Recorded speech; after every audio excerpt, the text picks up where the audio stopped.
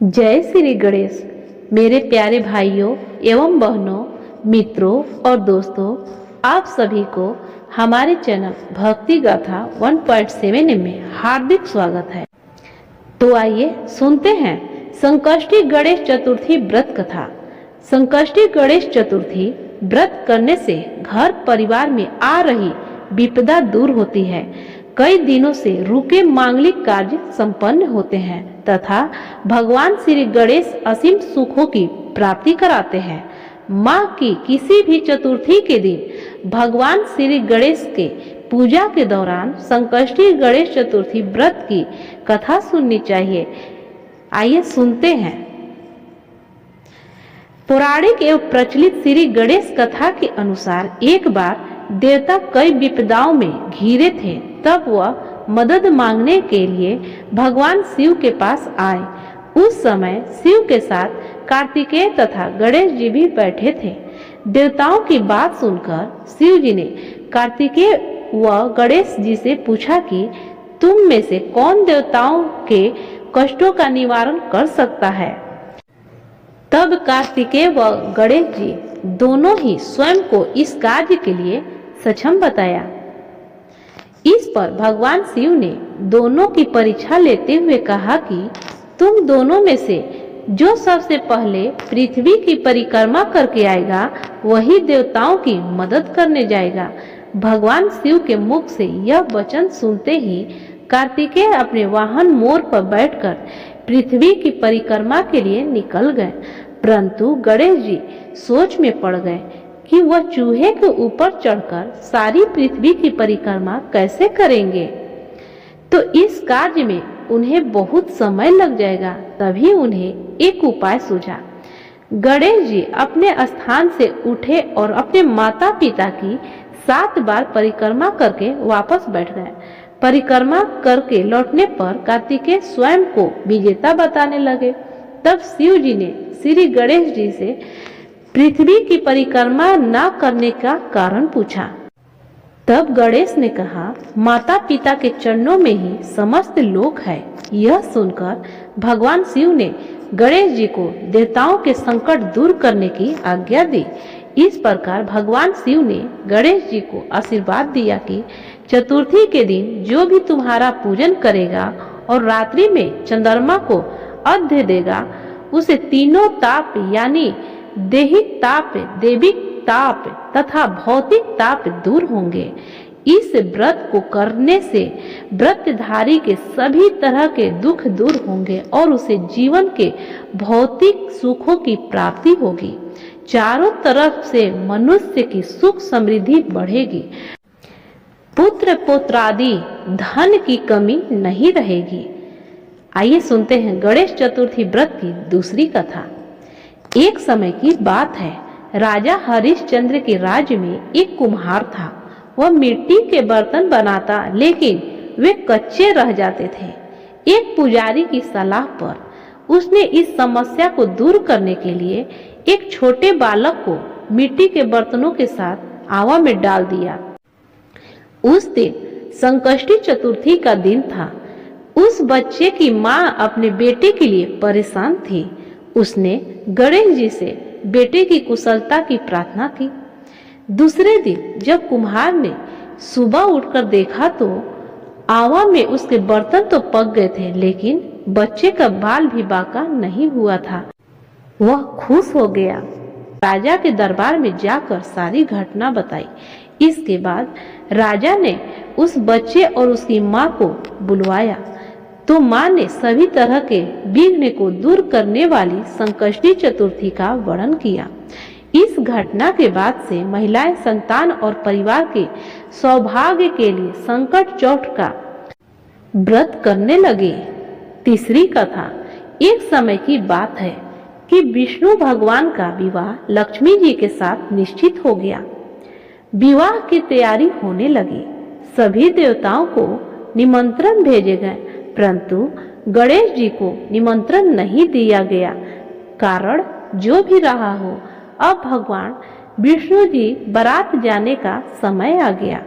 सभी देवता अपनी पत्नियों के साथ विवाह समारोह में आए। उन सब ने देखा कि गणेश जी कहीं दिखाई नहीं दे रहे हैं। तब वे आपस में चर्चा करने लगे कि क्या गणेश जी को यह न्योता नहीं है या स्वयं गणेश जी ही नहीं आए हैं। सभी को इस बात पर आश्चर्य होने लगा। तब सभी ने विचार किया कि विष्णु भगवान से ही इसका कारण पूछा जाए। विष्णु भगवान से पूछने पर उन्होंने कहा कि हमने गणेश जी के पिता भोलेनाथ महादेव को न्योता भेजा है। यदि गणेश जी अपने पिता के साथ आना चाहते तो आ जाते, अलग से न्योता देने की कोई आवश्यकता नहीं है। दूसरी बात यह है कि उनको 1.25 मन मूंग, 1.25 मन चावल, 1.25 मन घी और 1.25 मन लड्डू का भोजन दिन भर में चाहिए। यदि गणेश जी नहीं आएंगे तो कोई बात नहीं, दूसरे के घर जाकर इतना सारा खाना पीना अच्छा भी नहीं लगता। इतनी वार्ता कर ही रहे थे कि किसी एक ने सुझाव दिया, यदि गणेश जी आ भी जाए तो उनको द्वारपाल बनाकर बैठा देंगे कि आप घर की याद रखना, आप तो चूहे पर बैठकर धीरे धीरे चलोगे तो बारात से बहुत पीछे रह जाओगे। यह सुझाव भी सबको पसंद आ गया तो विष्णु भगवान ने भी अपनी सहमति दे दी। होना क्या था कि इतने में गणेश जी वहां आ पहुंचे और उन्हें समझा बुझाकर घर की रखवाली करने बैठा दिया। बारात चल दी।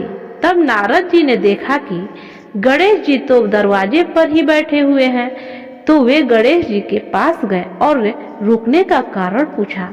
गणेश जी कहने लगे कि विष्णु भगवान ने मेरा बहुत अपमान किया है। नारद जी ने कहा कि आप अपनी मूषक सेना को आगे भेज दे तो वह रास्ता खोद देगी, जिससे उनके वाहन धरती में धंस जाएंगे। तब आपको सम्मान पूर्वक बुलाना पड़ेगा। अब तो गणेश जी ने अपनी मूषक सेना जल्दी से आगे भेज दी और सेना ने जमीन पोली कर दी। जब बारात वहां से निकली तो रथों के पहिए धरती में धंस गए। लाख कोशिश करे परंतु पहिए नहीं निकले। सभी ने अपने अपने उपाय किए परंतु पहिए तो नहीं निकले, बल्कि जगह जगह से टूट गए। किसी की समझ में नहीं आ रहा था कि अब क्या किया जाए। तब तो नारद जी ने कहा, आप लोगों ने गणेश जी का अपमान करके अच्छा नहीं किया। यदि उन्हें मना कर लाया जाए तो आपका कार्य सिद्ध हो सकता है और यह संकट टल सकता है। शंकर भगवान ने अपने दूत नंदी को भेजा और वे गणेश जी को लेकर आए। गणेश जी का आदर सम्मान के साथ पूजन किया। तब कहीं रथ के पहिए निकले। अब रथ के पहिए तो निकल गए परंतु वे टूट फूट गए थे, तो उन्हें सुधारे कौन। पास के खेत में खाती काम कर रहा था, उसे बुलाया गया। खाती अपना कार्य करने के पहले श्री गणेशाय नमः कहकर गणेश जी की वंदना मन ही मन करने लगा। देखते ही देखते खाती ने सभी पहियों को ठीक कर दिया। तब खाती कहने लगा कि हे देवताओं, आपने सर्वप्रथम गणेश जी को नहीं मनाया होगा और न ही उनकी पूजन की होगी, इसलिए तो आपके साथ यह संकट आया। हम तो मूर्ख अज्ञानी हैं, फिर भी पहले गणेश जी को पूजते हैं, उनका ध्यान करते हैं। आप लोग तो देवतागण हैं, फिर भी आप गणेश जी को कैसे भूल गए। अब आप लोग भगवान श्री गणेश जी को जय बोलकर जाएं तो आपके सब काम बन जाएंगे और कोई संकट भी नहीं आएगा। ऐसा कहते हुए बारात वहां से चल दी और विष्णु भगवान का लक्ष्मी जी के साथ विवाह संपन्न करा के सभी सकुशल घर लौट आए। हे गणेश जी महाराज, आपने विष्णु जी को जैसे कारज सारियो ऐसे कारज सबको सिद्ध कर जो। बोलो गजानन भगवान की जय। चौथी कथा। श्री गणेश चतुर्थी व्रत की पौराणिक कथा के अनुसार एक बार भगवान शिव तथा माता पार्वती नर्मदा नदी के किनारे बैठे थे। वहां माता पार्वती ने भगवान शिव से समय व्यतीत करने के लिए चौपड़ खेलने को कहा। शिव चौपड़ खेलने के लिए तैयार हो गए, परंतु इस खेल में हार जीत का फैसला कौन करेगा, यह प्रश्न उनके समक्ष उठा तो भगवान शिव ने कुछ तिनके एकत्रित कर उसका एक पुतला बनाकर उसकी प्राण प्रतिष्ठा कर दी और पुतले से कहा, बेटा हम चौपड़ खेलना चाहते हैं, परंतु हमारी हार जीत का फैसला करने वाला कोई नहीं है, इसलिए तुम बताना कि हम दोनों में से कौन हारा और कौन जीता। उसके बाद भगवान शिव और माता पार्वती का चौपड़ खेल शुरू हो गया। यह खेल 3 बार खेला गया। संयोगवश से तीनों बार माता पार्वती जीत गई। खेल समाप्त होने के बाद बालक से हार जीत का फैसला करने के लिए कहा गया, तो उस बालक ने महादेव को विजयी बताया। यह सुनकर माता पार्वती क्रोधित हो गई और क्रोध में उन्होंने बालक को लंगड़ा होने, कीचड़ में पड़े रहने का श्राप दे दिया। बालक ने माता पार्वती से माफी मांगी और कहा कि यह मुझसे अज्ञानतावश ऐसा हुआ है, मैंने किसी दृष्ट भाव से ऐसा नहीं किया है। बालक द्वारा क्षमा मांगने पर माता ने कहा, यहाँ गणेश पूजन के लिए नाग कन्याएं आएंगी, उनके कहे अनुसार तुम गणेश व्रत करो, ऐसा करने से तुम मुझे प्राप्त करोगे। यह कहकर माता पार्वती शिव के साथ कैलाश पर्वत पर चली गई। 1 वर्ष के बाद उस स्थान पर नाग कन्याएं आई। तब नाग कन्याओं से श्री गणेश जी के व्रत की विधि मालूम करने पर उस बालक ने 21 दिन लगातार गणेश जी का व्रत किया। उसकी श्रद्धा से गणेश जी प्रसन्न हुए। उन्होंने बालक को मनोवांछित फल मांगने के लिए कहा। उस पर उस बालक ने कहा, हे विनायक, मुझ में इतनी शक्ति दीजिए कि मैं अपने पैरों से चलकर अपने माता पिता के पास कैलाश पर्वत पर पहुंच सकूं और वे यह देख प्रसन्न हो जाएं। तब बालक को वरदान देकर श्री गणेश अंत ध्यान हो गए। इसके बाद वह बालक कैलाश पर्वत पर पहुंच गया और कैलाश पर्वत पर पहुंचने के बाद उसने अपनी कथा भगवान शिव को सुनाई। चौपड़ वाले दिन से माता पार्वती शिव जी से विमुख हो गई थी, अतः देवी के रुष्ट होने पर भगवान शिव ने भी बालक के बताए अनुसार 21 दिनों तक श्री गणेश जी का व्रत किया।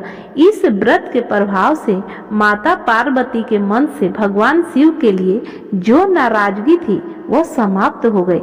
तब यह व्रत विधि भगवान शंकर ने माता पार्वती को बताई। यह सुनकर माता पार्वती के मन में भी अपने पुत्र कार्तिकेय से मिलने की इच्छा जागृत हुई। तब माता पार्वती ने भी 21 दिन तक श्री गणेश जी का व्रत किया तथा दुर्वा, फूल और लड्डुओं से गणेश जी का पूजन अर्चन किया। व्रत के 21वें दिन कार्तिकेय स्वयं माता पार्वती से मिलने आ गए। उस दिन से श्री गणेश चतुर्थी का यह व्रत समस्त मनोकामनाओं को पूर्ति करने वाला व्रत माना जाता है। इस व्रत को करने से मनुष्य के सारे कष्ट दूर होकर समस्त सुख सुविधाएं प्राप्त होती है। जय श्री गणेश।